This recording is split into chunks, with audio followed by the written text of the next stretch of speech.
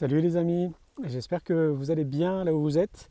Moi je suis au Moukarou aujourd'hui. Hier j'étais au lac du Salagou, comme vous avez peut-être pu le voir à travers mes activités. En fait, pour tout vous expliquer, j'étais en train de marcher hier dans Montpellier pour aller faire mes courses.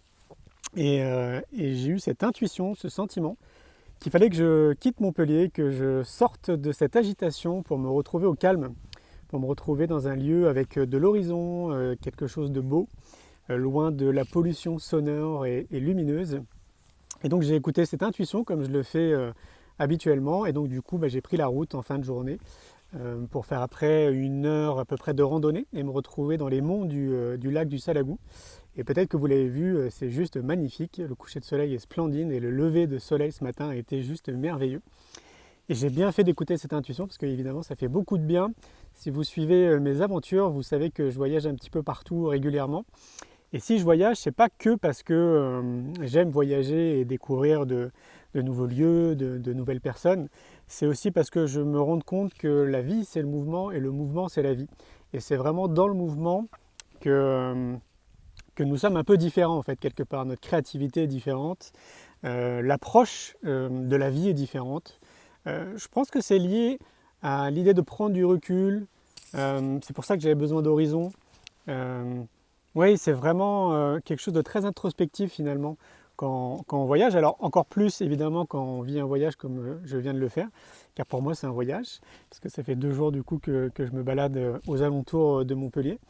Et oui, c'est vraiment des moments qui sont importants, que je recommande à tout le monde.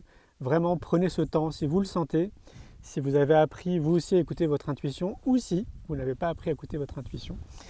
Prenez ce temps nécessaire vraiment régulièrement dans l'année de prendre du recul, de vous évader, de vous retrouver en pleine nature, d'être en connexion avec le vivant, de vous reconnecter avec le vivant. Ça change énormément de choses et vous verrez dans mon premier livre, C'est quoi le bonheur pour vous en chemin vers soi, qui sortira en juin 2023 pour ceux qui ne le savent pas et qui est accompagné par la maison d'édition Erol. J'ai cette chance-là. Et bien vous verrez, j'aborde notamment cette partie qui est liée au monde du voyage.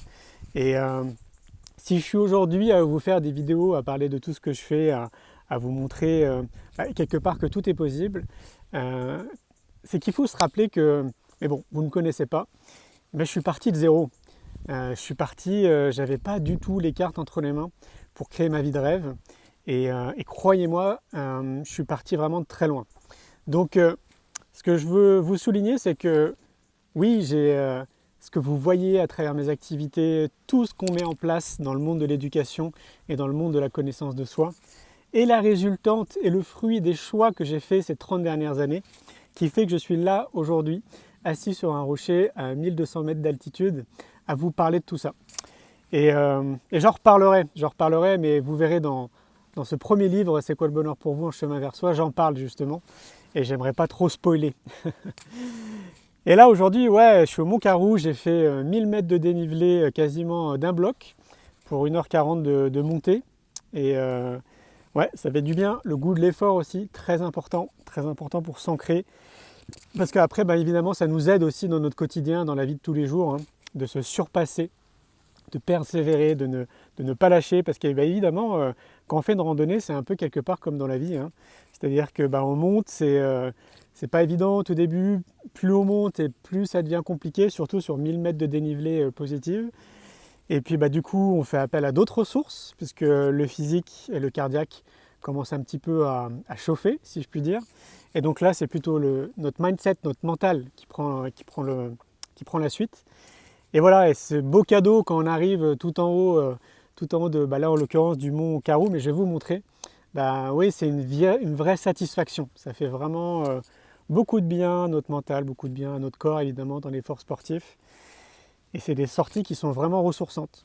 Et je me rappelle que quand j'habitais Paris, parce que j'ai habité Paris 34 ans, évidemment, je n'avais pas cet environnement, je n'avais pas des montagnes autour de moi.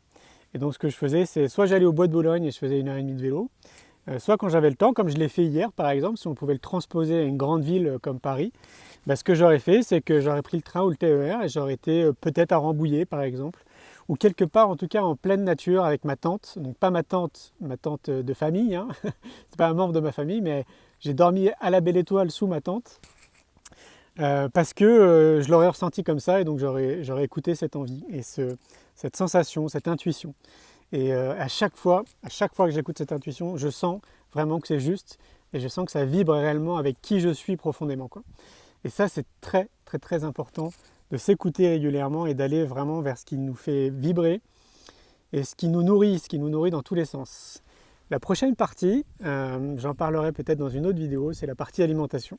C'est une partie qui est déterminante et qui fait que, entre autres, vous rayonnez. Et comme le disait Hippocrate, que ton aliment soit ton premier médicament. Et ce n'est pas juste une belle citation, c'est une réalité, les amis. Je vous dis à très vite. Allez, ciao ciao.